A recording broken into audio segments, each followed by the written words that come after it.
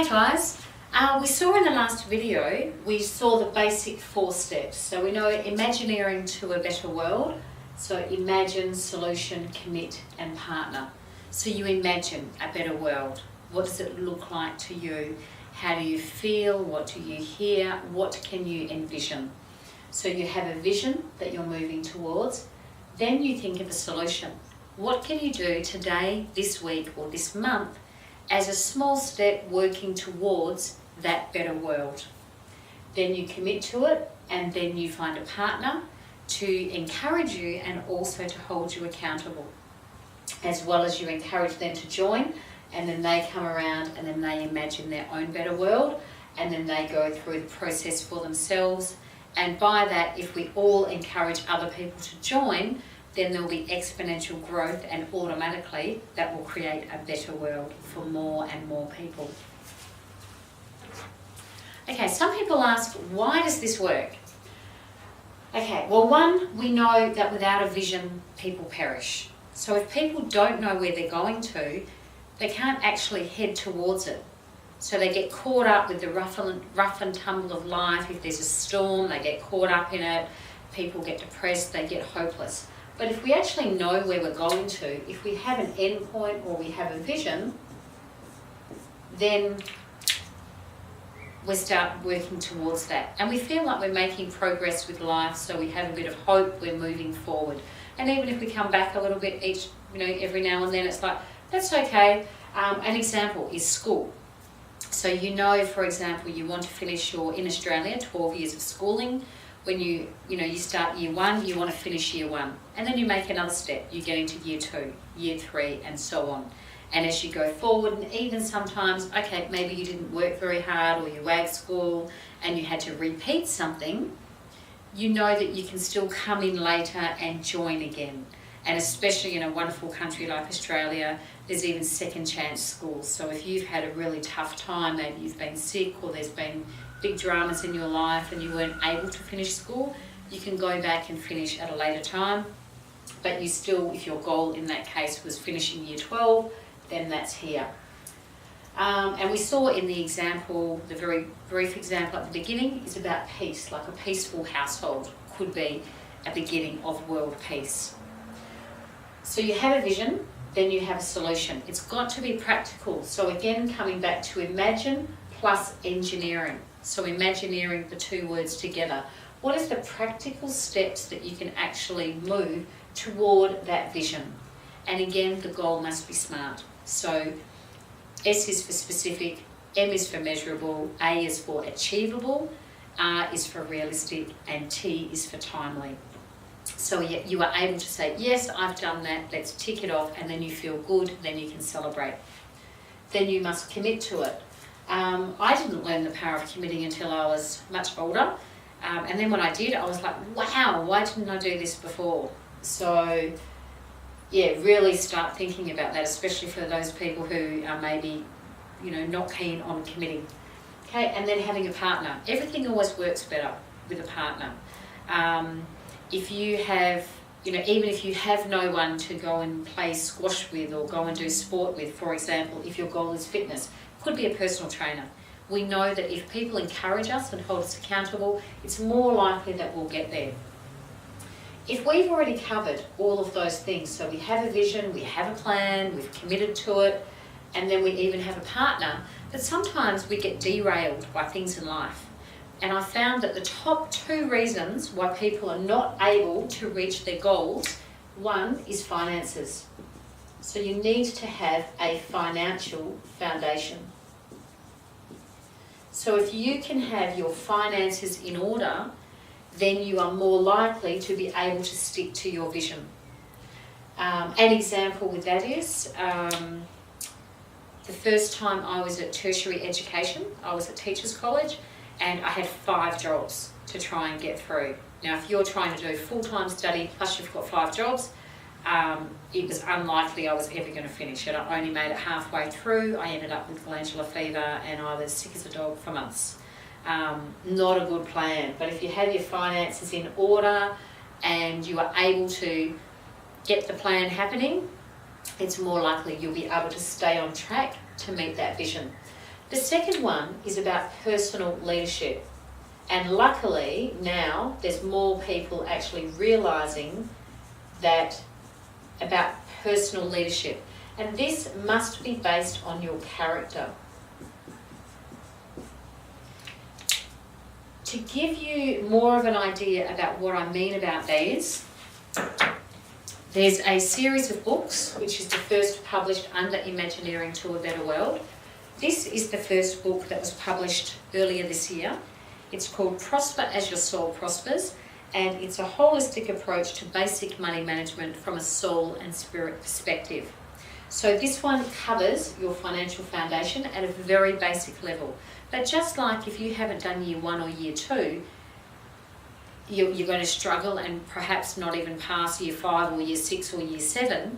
You know, there are students still now that are almost illiterate going through because they haven't done the foundations. That happens in your finances as well.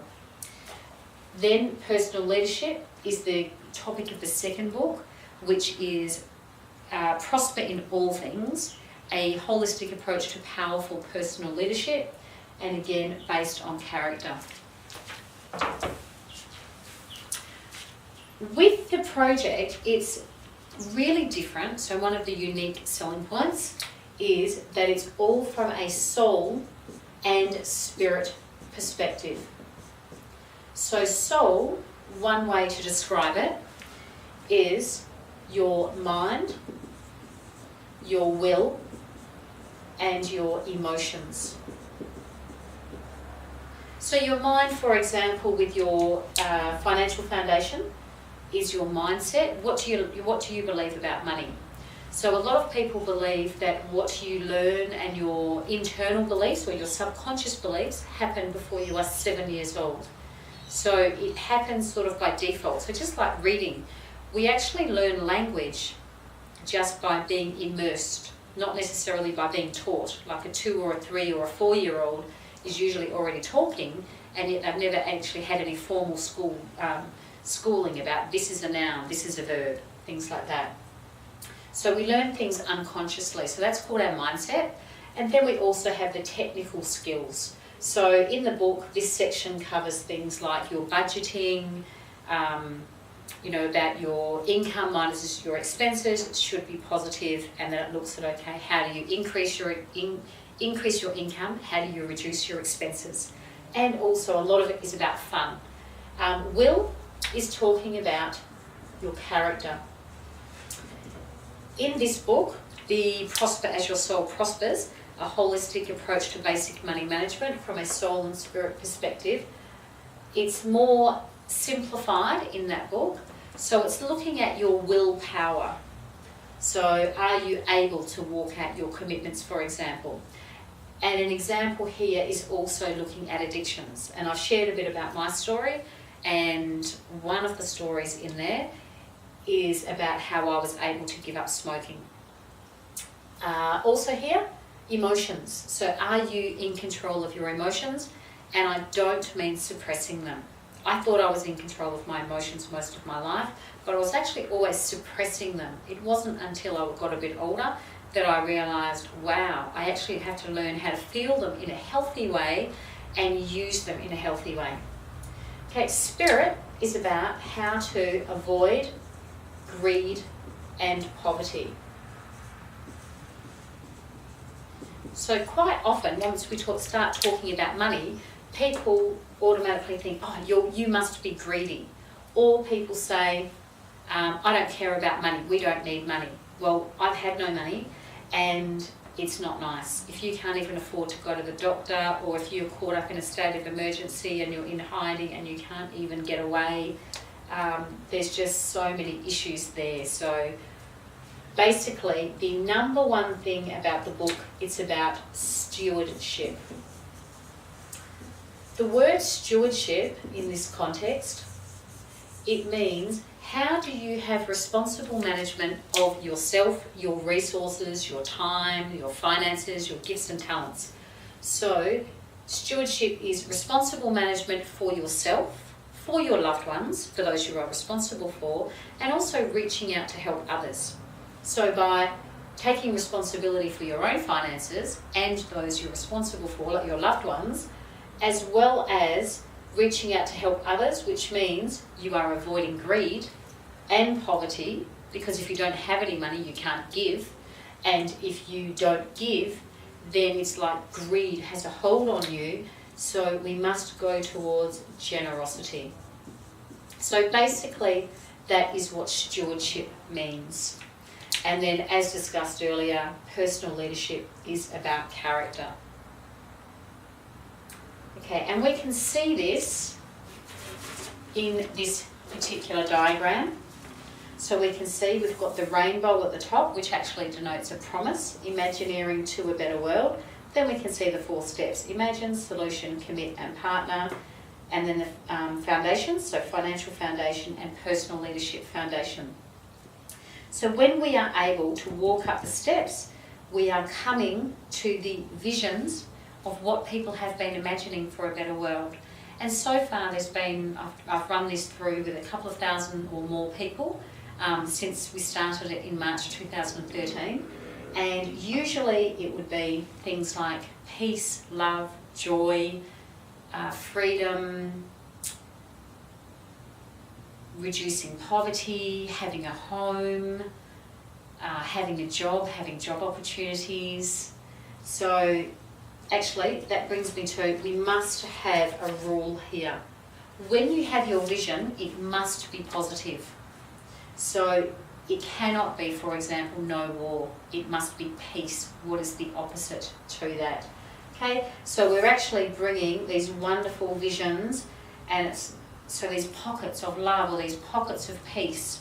And when there's more and more people doing that, we are truly changing the world to a better place. And with the financial foundation, you can tell already that you are in control of your emotions. You're able to walk out your promises, so you feel better. You are changing your mindset. You're looking at, okay, what do I believe, and is that healthy? And if not, just bin it, get rid of it. And being more generous. So not only are you feeling great, you're looking after your family, you're helping people, but when there's quite a few of us that come together, we're actually reducing world poverty, which is one of the #1 visions that people mention. Like I said, I've run it with over 2,000 people already. So hopefully that just gives you a little bit more of an idea about the overall concept. So you can see that we have long-term education through the books. Each of the books is set up, there's information, there's testimonies, there is suggestions to move forward and recommended resources, as well as questions.